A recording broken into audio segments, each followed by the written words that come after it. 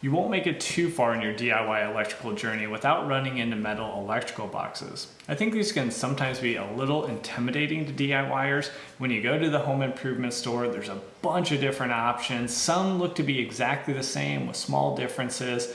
And because of that, these components can be kind of avoided and inferior products can be used, like a plastic junction box, maybe up in your attic or in your basement. These metal electrical boxes are robust, they're almost indestructible, they're gonna hold up to heat, and if you have a fire, much better. They're not gonna melt, they're not gonna crack if somebody steps on them. So they do have a place, and it is something that you're gonna wanna be familiar with for your projects around the house. But there are two big mistakes that I see DIYers make when working with these boxes. And I do want to be clear, I am not immune to this. One of these mistakes I made on a prior video, and the viewers called me out pretty quickly on not doing things correctly and not doing things up to code. So let's jump in and show you these two things that you need to avoid to make sure you're comfortable with this type of component and that you're doing safely and up to code. So showing you an example where I use these metal junction boxes. This is on one of our projects where I was doing some updating to a home and I was installing LED recessed lights in a living space for the first time and using some of the existing wires. So what I was doing is I was taking the 14-2 wire coming in from the bottom and I was passing the hot to the black conductor on the 14-3 and then passing back the switched along the red conductor and then passing that to the 14-2 that I just brought into that junction box. This way, everything's contained, easy to access if it needs servicing later on, and just a classic example. So this little mock-up is fairly similar to what I just showed you and demonstrates the first of the two most common issues. So we have three pieces of 12-2 Romex coming in. Two of them are properly clamped down, and then one is just passing through the 4x4 box with no method of securing, which is unfortunately more common than you'd like to see in a lot of homes. So the two big things here is you do not have any strain relief, right? I can push and pull the Romex and that is going to push and pull the either wire connectors, or if we had switches or outlets in here, that would push and pull right on the screw terminals. That is obviously no good. You want strain relief that's connected to your 4x4 electrical box. And then two, you're going to have your non-metallic sheathing possibly rubbing right on a sharp edge here, which could easily cut through that sheathing and then possibly into your hot conductor, which would lead to a short, or depending on your wiring in your home, could lead to a bigger issue like this one. So here was an older home I picked up last year, and this was in the basement. It was a three-way light switch for the lights in the basement. If you look closely, you can see this was knob and tube and kind of Frankenstein setup. You can see that hot conductor coming in and making contact with a handy box. The kicker to that one is because it was an older house, these were ungrounded boxes. So when that hot conductor touched the metal electrical box, it actually sets that electrical box to be live, and even the screws to the faceplate. So when I first went into that basement, went to flip on the switch, touched the screw, I got a little bit of a kick from that hot side that was electrifying anything touching that metal electrical box. So beware, and that is exactly why when we're passing wires into a metal electrical box, we have the clamps in place to protect from something like that. So it's not complex, and there's really no reason why you shouldn't be installing clamps or some type of bushing in here to protect your Romex. This is also why I like hybrid wire strippers, because one, they can wire strip and they have the broader head, so I don't have to get out my pair of clients to knock these out. So you simply just go on the side that is away from the small piece of metal still holding that in. Just hit that once. We'll do two of them. All you gotta do is bend those in. Then you take that same pair of hybrids and you just go ahead and break those off with just a few turns.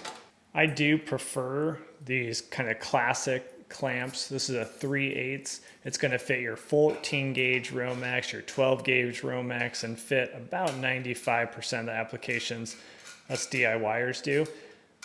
Now, with this nut, you can take, this is an old beat up slotted flathead, you can take that and tighten the nut You'll see guys taking their linesmans and tapping that in to tighten it. If I have access to both sides like this, what I actually do is I'll hand tighten to where I'm about 45 degrees off of where I want it. And then usually that nut will cinch on, and then I can just take my slotted and rotate that into place. So now I have it where I want it. I have access to the 2 screws I need to tighten to cinch down that clamp, and that's all you need to do. And then alternatively, you might have seen these small plastic, they're called connectors, but it's kind of a bushing, and it does have strain relief as well on the inside. So you actually just press that into place, and it locks it in place. And then this is a 12-3 Romex. You slide that in, and then you have strain relief pulling out. Now, technically, you can just keep pushing in because of the way the tabs work. So this is not my favorite, but it definitely is easier to use. I can see why it'd be a little bit more ideal for DIYers opposed to your more classic metal clamp. This is what I use. This is what I carry all the time on me, but those are your 2 most common examples. And I'll put links in the description to the 2 different types of clamps. I keep calling them clamps, but they're actually connectors, just for your reference in your own projects. Also down in the description, I will have a link to our Amazon store, and that's going to be my recommendations for all the different tools you'll need across your DIY projects at your house. And that is adapting over time as I find new things like this little guy. If you guys have watched any of my videos before, you know I like the Wago 221 lever nuts opposed to wire nuts for DIYers. And this is a new 221-2401, and it is an inline splice with a little test port in the middle. So kind of cool for a few different applications. I'm sure it'll be a topic of discussion in the future, but as I find new things like this, I will add that to the store as it becomes available. So that's down there for your reference, and it'll include pretty much any tool I use across these videos. Now for the second most common thing that I see, and this is a mistake that I have made, such as if we jump back to the LED recessed lighting project and I'm finishing up this junction box, this was where I left something out. Now, if you have some experience, you can probably guess, and that was I did not ground the electrical box itself. Now, why we want to ground these things goes back to what we just talked about. If you properly ground the metal electrical box and for whatever reason the hot conductor, the actual copper, comes in contact with the metal, then that will short, and because you have a ground, that will trip your breaker. If you do not ground, then just like the application we talked about before, that housing can become energized from the hot side, and then whoever touches that will create a ground path, and they can get a small jolt injury or possibly even death. So we need to avoid that at all costs. Let me show you how easy that is to install. So taking a look at our example again from this mock-up, you can see I have my 3 bare copper ground wires coming into my Wago 221 from each of the strands of Romex, but I did not ground that to the box. Now there is a specific bump back here that has a threaded hole in it that matches up to these 632 grounding screws. Now you can either get these grounding screws and make up your own pigtail to tie into it, or you can get these pre-made pigtails that have your 632 screw. They have a shepherd's hook already in the clockwise direction and are ready to tie in to your other grounds.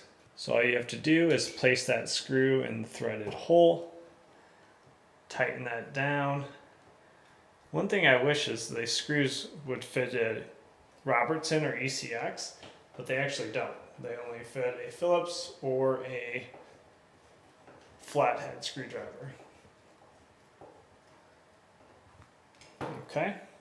So that's tightened up, and now I'm going to take the Wago. The beautiful part about the Wagos, I'm just going to take this 3-pin off, and that is going to be reusable. So I'll throw that back in my box, and then I'm going to swap it out to a 5-pin.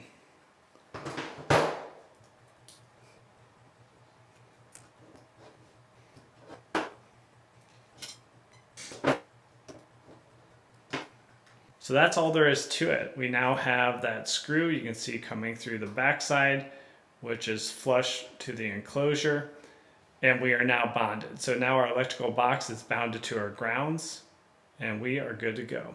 So hopefully that information will get you a little bit more comfortable with metal electrical boxes and also help you avoid those common mistakes that DIYers make. Now, if you want to dive deeper into that project we featured with the LED recessed lights, which I think bang for the buck, if you have a 1950s, 60s, 70s, 80s home, those LED wafer recessed lights are one of the best upgrades you can do. You can check out this video right here and it will walk you through the complete step-by-step process.